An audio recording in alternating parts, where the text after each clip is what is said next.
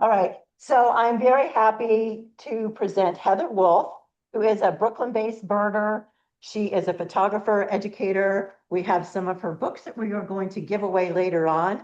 And she's the author of Find More Birds, which is one of them that's back here, and also Birding at the Bridge, which is the Brooklyn Bridge, which was where I met Heather in Brooklyn while I was visiting my son and his family, and Heather was birding at her patch, which is the Brooklyn Bridge Park, which has awesome views of lower Manhattan when you're birding. It's a great place. If you ever get a chance to bird up there, you should do it. Anyway, Heather is an excellent speaker. You're going to love her talk today. It's about the Birdcast, and I will turn it over to Heather. Thank you so much, Liz, and thank you, Liz, for working this out. We got it working, and for everyone's patience. And no one has to have more patience than birders, so we're used to this, right? So, and things happen with tech. I know I work in it. So, thank you so much for being here. Today, I'm going to talk about Birdcast migration tools, things that will help you experience migration to the fullest and know whether you can sleep in or not on a migration day. Also, how Birdcast works, a little bit about that, and then also how does Birdcast impact conservation and help the birds we know and love? So I did want to just point out a couple of birds that I've gotten new in my patch, Brooklyn Bridge Park, because of the freezing cold temperatures. The East River was frozen. A lot of the freshwater lakes were frozen in Central Park at Prospect Park. So the birds, some of these ducks came over looking for open water, and they found it in Brooklyn Bridge Park, which had a lot of open water underneath piers and in between the piers. So I got a green-winged teal for my list and this beautiful northern pintail. I didn't even know it had that rosy peachy color on its speculum. And I can't wait, as always, one of my favorite things about spring migration is when the barn swallows arrive and start collecting mud for their nests. And they'll be arriving to your area as well. And you can even keep an eye out, any muddy area, even construction sites. I've seen them collecting mud. Any place that has shallow water and mud is a good place to see this behavior of these birds collecting mud. So I did want to mention before we get into Birdcast, some of the birds that are going to be visiting your area at the villages and maybe on some of your Brownwood birders walks pretty soon, later this month. So they're going to be in your area much sooner than up here in New York. So from Columbia, you have the Prothonotary warbler arriving. You've got a bird that's can be coming either from South Florida or Central America, which is your great crested flycatcher. And it's interesting to see these status and trends maps that are available on eBird.org in the science menu on the top. And this shows the migration journey of the great crested flycatcher. And you can see there are some of these birds in South Florida here in the winter, but then they move up to your area and all the way up north and spread around to breed. So another bird coming from Colombia, Ecuador, Peru, red-eyed vireo. Love that one. And this, I didn't realize this, but I looked it up, and the eastern kingbirds arrive from as far south as Bolivia. And here's a little video of this eastern kingbird looking for some insect snacks. And I think it's going to find one. Oh, there it found one. Eastern kingbird, beautiful with the white terminal band on the tail there. Now, arriving from Cuba, mostly concentrated in Cuba, but other parts of the Caribbean as well, is the American redstart. And this is a juvenile male, or basically a first-year male. And you can tell by the splotches. There's those dark splotches around the neck. Sometimes they show up on the face. And these birds actually are successful breeders occasionally. They don't do as well as the Halloween bird, the yellow and the orange and black males, but these young birds do actually mate and breed, which is pretty interesting. Another bird arriving from either South Florida, the Caribbean, or Central America, you've got the blue grosbeak, which nests in your area. They really just passed through briefly, and I haven't gotten incredible pictures of this bird, but this was a neat one that visited Brooklyn Bridge Park and hung out on the lawn. So now I'd like to get into the migration tools that Birdcast can offer you. And it's perfect timing to present to you about Birdcast, because not only is migration just starting, we activated some of these tools on the site on March 1st, just a couple days ago, and we also just redesigned the site. So it has a new refreshed look and feel, and so it's just perfect timing. So this is birdcast.org, and if you go there, you can see migration tools in the top menu, and forecast maps that were activated March 1st are now up and ready. And this will tell you what's going to happen tonight. And this is what I love to use to tell whether I can sleep in tomorrow or not, especially at the height of migration. So here, the night of March 3rd, which is tonight, the forecast doesn't look that heavy. So, but as it picks up, you'll have a lot of yellow and brighter colors that show how intense the migration is going to be. But in between migration, some nights won't look that great. And those are the nights that the forecasts where you can sleep in if you so desire, or bird every day, which is great to do too. I love that as well. And so even though these forecast maps don't show a lot of movement right now, they're definitely on their way. And this is last April. And you can see in Central Florida right there, just it's bright as can be with a lot of birds moving through. 231 million birds were predicted to move across the United States that night. Now, Birdcast also offers a tool to tell what is happening right now, that tonight, in 10-minute increments. And this is through live maps. And sometimes migration gets so exciting. It's neat to watch these throughout the night and just see how the birds are moving. And it also helps you tell if the Birdcast forecasts are coming to fruition and if it's really going to be a great day. So you can tell through these maps. Here's March 1st. You can see there is a little bit of movement happening, which is super exciting, right? From the Gulf Coast there. And but here's what it looks like when there's more movement and it's bright in South Florida. So live maps are also accessible from that migration tools menu.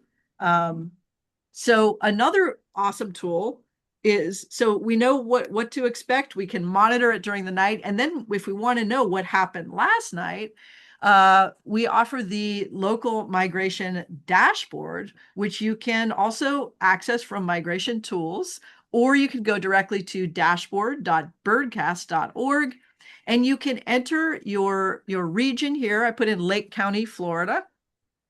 And this will tell you what happened last night. So this is what happened March 1st. As expected, not too much happened. We did have some birds crossing Lake County, Florida. The peak migration was a little over 4,000 birds in flight.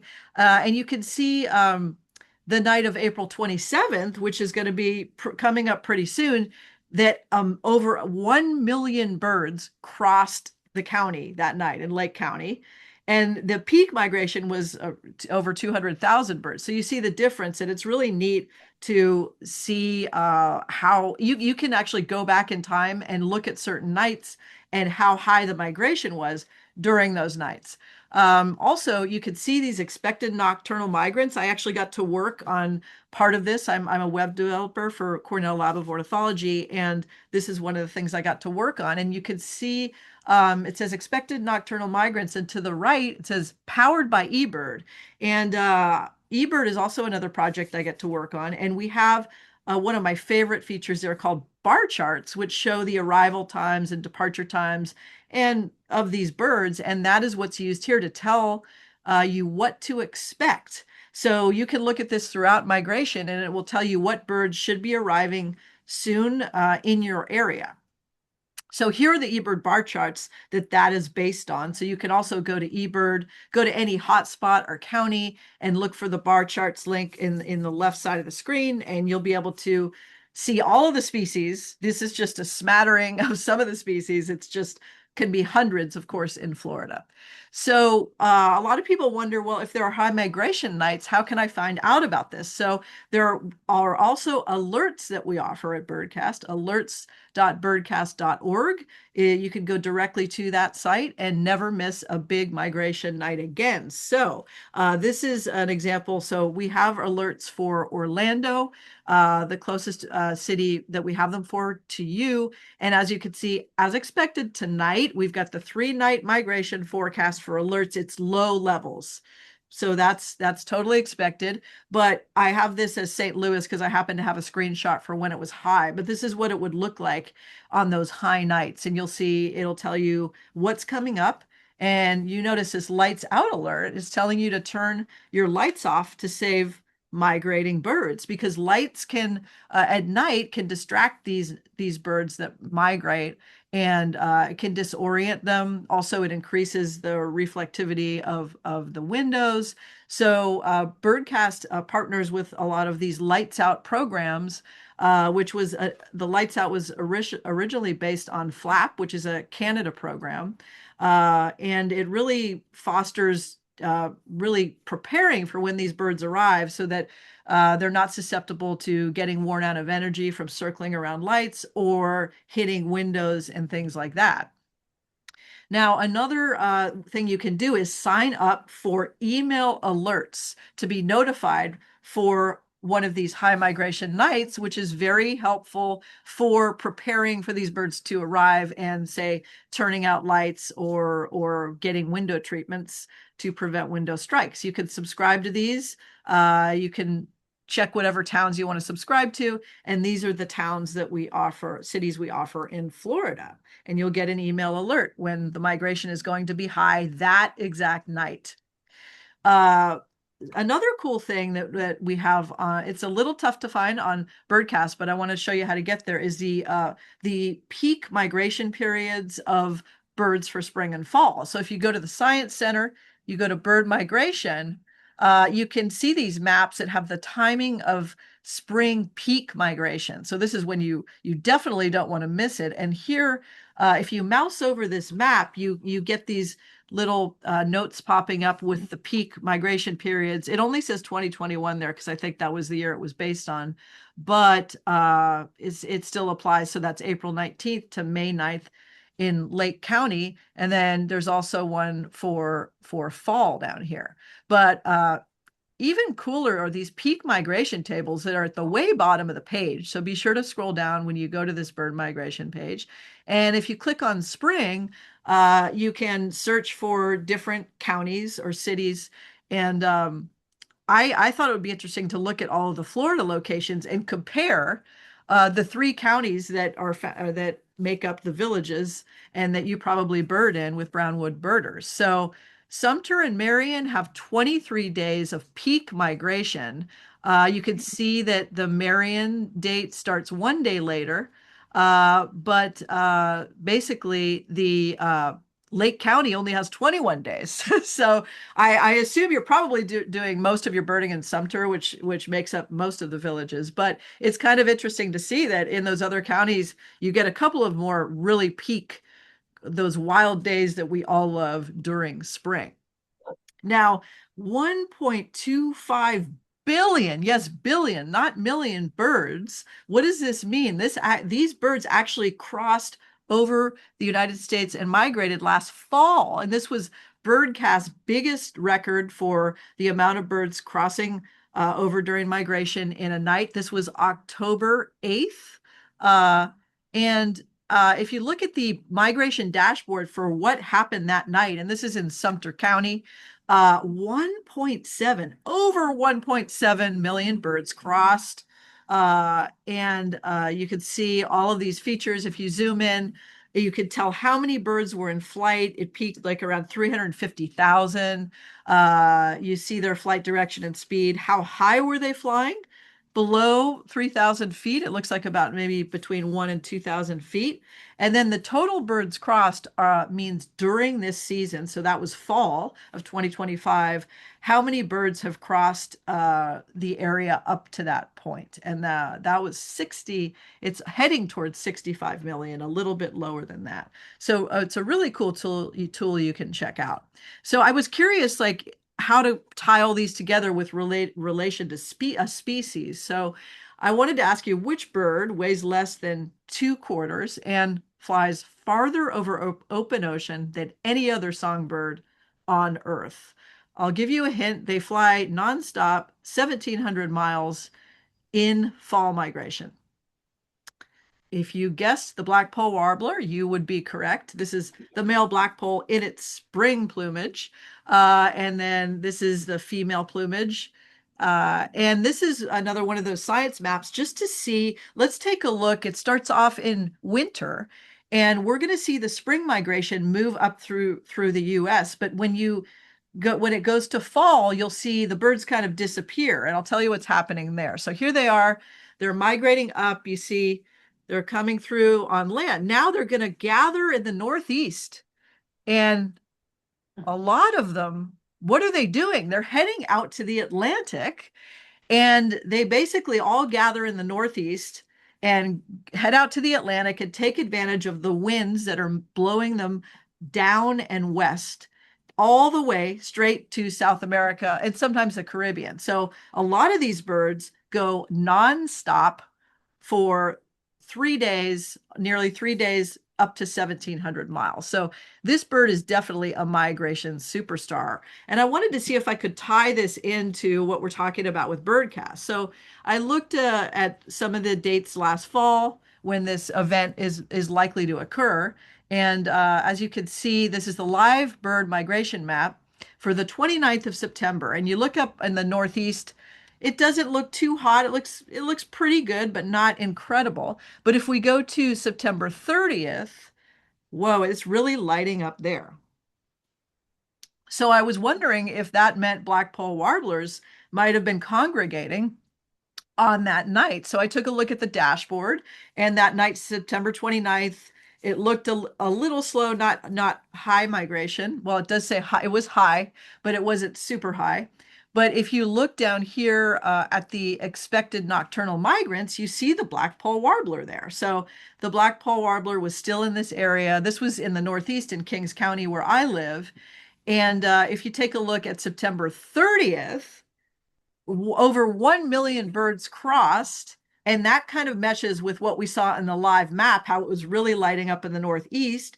And interestingly, if we look at the expected nocturnal migrants down there, we're not seeing the blackpoll warbler as one of the expected migrants. It is lower in that list, but it wasn't going to be as frequent because of that mass migration event where they were all taking off over the Atlantic. So it's really neat to dig into these tools and not only see when you want to go out birding, but also what happened historically with migration.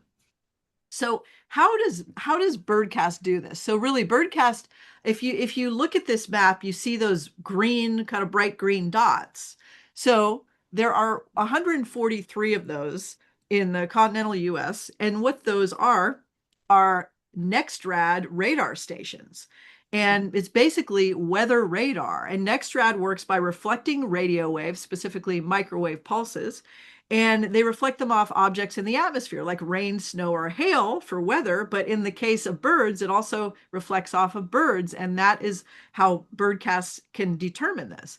A small portion of the energy reflecting off of these items scatters back to the antennas.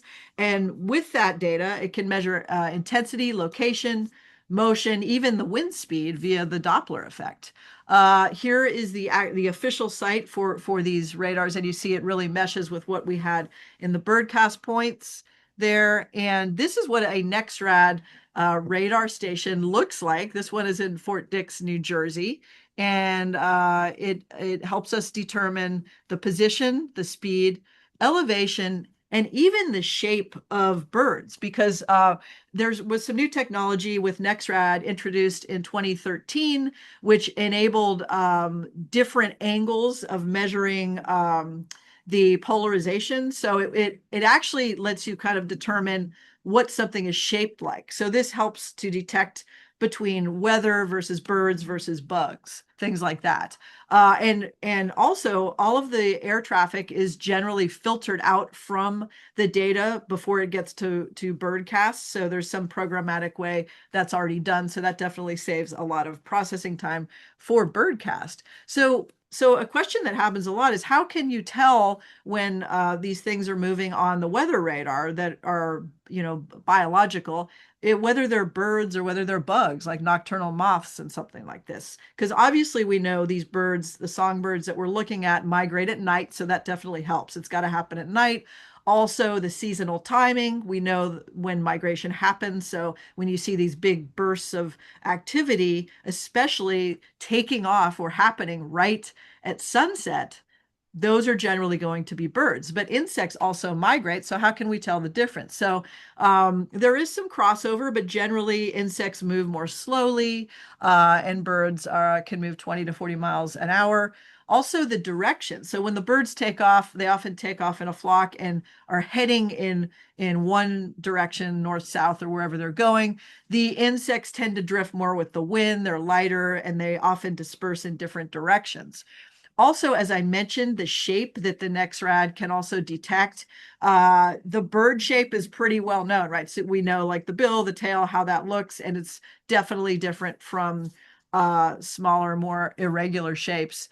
So it helps with that. And then, of course, altitude. So there is definitely crossover in this, but insects are generally concentrated below 1,500 feet, whereas birds can go even as high as 10,000. But generally, on your typical peak migration nights, as we saw on the Birdcast dashboard, they're around 1,000 to 3,000 feet high. So that definitely is how Birdcast works using the radar.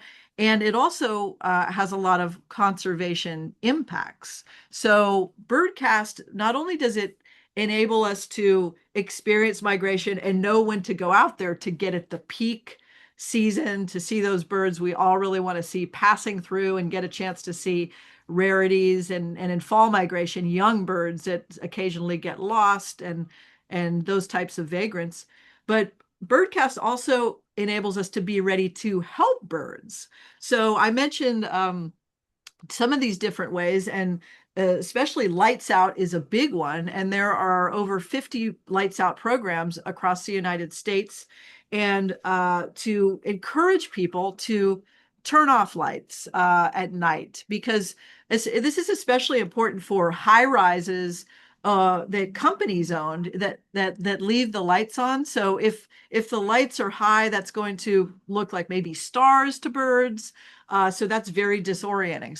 So we definitely encourage people like you and I to dim the lights from 11 to sunrise or use blinds. And then bigger buildings and businesses and things like that, especially with high-rise areas, which is especially important in New York City, as you can imagine, but also any city has high rises that we're talking about now with the lights out programs. We encourage them to turn off lights at night, and also any exterior lighting. Exterior lighting is pretty distracting even for us as humans. And it's best to point those downward, or even better, or in addition to pointing them downward, to switching them to be on a motion sensor. So, and by combining Birdcast alerts, where you get an email when there's a big night happening, you can immediately say, okay, tonight's the night, we're going to turn off the lights, we're going to protect these birds. So it's really cool. Here's an example of how light can affect birds. There's the Tribute in Light in New York City that always happens on September 11th in memory of those that were fallen at that unfortunate event. But these light beams go up in remembrance, and New York City Bird Alliance and some of the people with Birdcast, I got to attend this one time, monitor the beams, and if too many birds get stuck in them, they turn the beams off. So I wanted to share this video with you.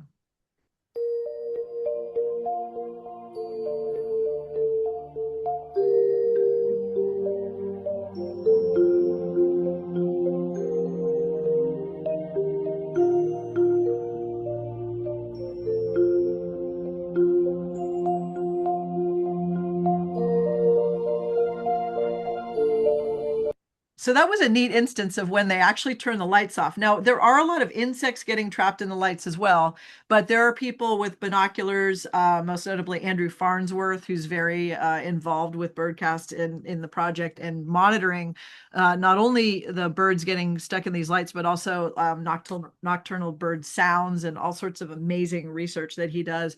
And they basically check how many birds are getting stuck, or if a bird drops onto the base of the beams, then they also shut down the lights. So it's great work that they are doing to monitor this situation and protect the birds.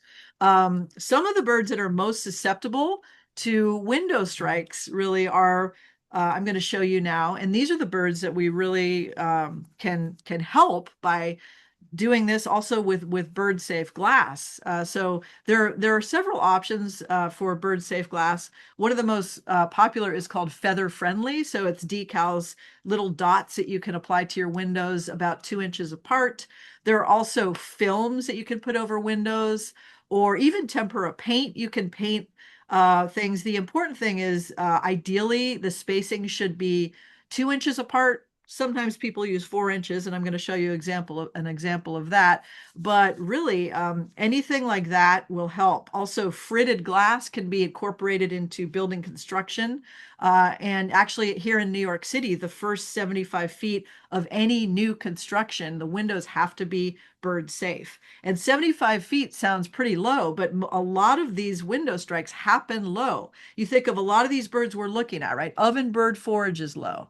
This one's super ready to go. This bird stayed last fall, and it was, I hope it could take flight with all that food it had eaten, but it was definitely fueling up for migration. Also, another low forager, black and white warbler, is very susceptible. Brown creepers, common yellowthroat. You see a running theme here of these birds are known for foraging low, and they're very susceptible to the window strikes.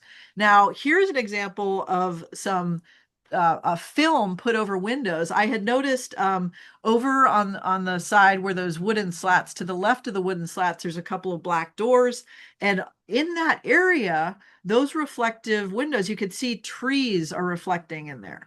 And I was seeing so many birds just hit low and just perish on the sidewalk. And the cleanup crews were upset about it. Everyone was upset about it. So I got in touch with the architect for this building, who actually lived pretty close, took him birding and told him the situation, what was going on here, and that this was an ideal place to put some window treatment, because this where these windows face was not some beautiful ocean view. It was really facing Brooklyn Bridge Park, some trees, obviously, but it wasn't affecting much. Plus, there's a gym here and a business on the second floor. So it was the perfect candidate for treating the glass. And if you look closely above those vertical wooden slats, you could see some lines on the windows. And what they did was they put in a film, basically a giant sheets of this window treatment film. And yes, these were 4 inches apart. That's what they chose. I did give them recommendation of 2, but this has definitely saved some birds because I've seen fewer and fewer window strikes. And the important thing is to not get discouraged when things like this don't solve the problem completely, because they're definitely saving some birds, and baby steps are what is going to really make the difference here. So another bird coming through that we're going to want to protect, you have the prothonotary warbler coming through soon. I did want to show you a little video of this beautiful bird.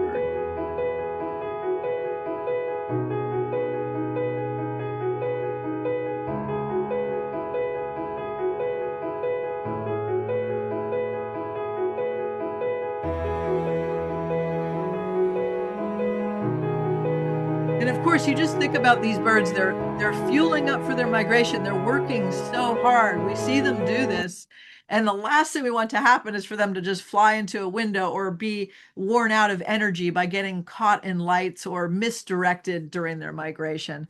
And for me, if you've been to my presentations before, you know my favorite bird in the world is a white-throated sparrow. And this bird is very susceptible to window strikes, not only because it forages low, but I saw a description somewhere on an Audubon site that said it's could be due to its gregarious nature because they are just so they're always, kind of seem happy and active, and kind of you can see how they might inadvertently hit a window. So it definitely helps to protect birds. And I hope Birdcast will not only allow you to enjoy migration to the fullest and know when to get out there, but also alert you to how situations during migration and high peak migration nights when you can be involved in helping birds. And I do want to say I love how you're already helping birds, what you're doing.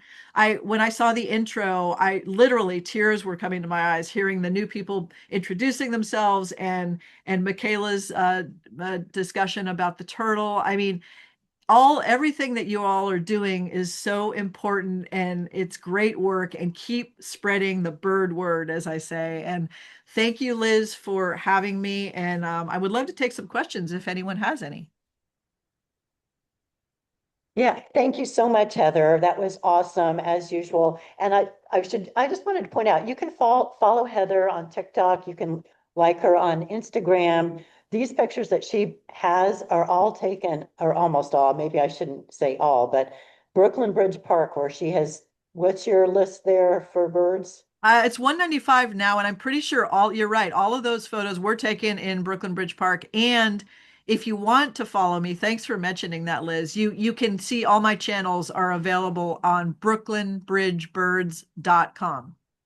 All right. I am going to stop the recording and for now, and then we can take questions. Great. And hang on just one second. Okay, if you have a question, raise your hand.